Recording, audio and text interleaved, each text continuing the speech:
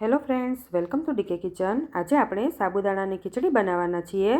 સાબુદાણાની ખીચડીની રેસીપી મેં already share કરેલી છે, પણ આજે આપણે બીજી રીતથી બનાવીશું। તો તેના માટે એક પેનમાં 2 ચમચા તેલ લઈ લેવાનું અને 1 ચમચી જીરું અને થોડી હળદર એડ કરવાની। જો હળદર તમે ના ખાતા હોય તો સ્કીપ પણ કરી શકો છો। પછી તેમાં મીઠો લીમડો એડ કરી દઈએ અને એક બટાકું મેં લીધું છે, એને એકદમ ઝીણું સમારી લીધું છે। હવે આપણે તેને થોડીવાર સાંતળી લઈશું। પછી તેમાં મીઠું એડ કરવાનું સ્વાદ પ્રમાણે। 1 ચમચી આદુ મરચાંની પેસ્ટ લેવાની। આદુ મરચાં તેલમાં સારી રીતે સતળાઈ જાય પછી 1 કપ મેં સાબુદાણા છે તેને 5 કલાક પલાળી દીધા હતા। હવે એ પણ આપણે તેની ઉપર પાથરી દેવાના છે।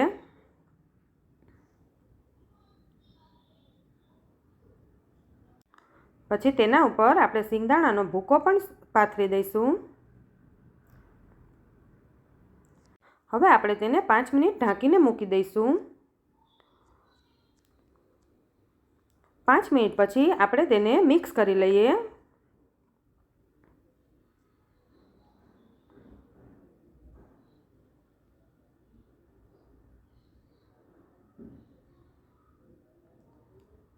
સારી રીતે મિક્સ થઈ જાય પછી આપણે 1 લીંબુનો રસ નાખી દેવાનો। 2 ચમચી ખાંડ એડ કરી દઈએ। પછી બધું સારી રીતે મિક્સ કરી લેવાનું। પછી તેને 5 મિનિટ પાછું ચડવા દેવાનું।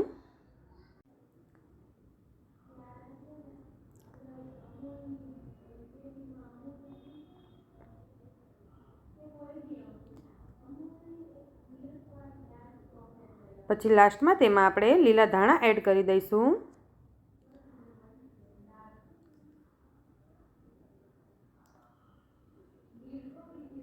આપણા સાબુદાણા પણ એકદમ ટ્રાન્સપરન્ટ થઈ ગયા છે। તો હવે આપણે તેને એક પ્લેટમાં લઈ લઈએ।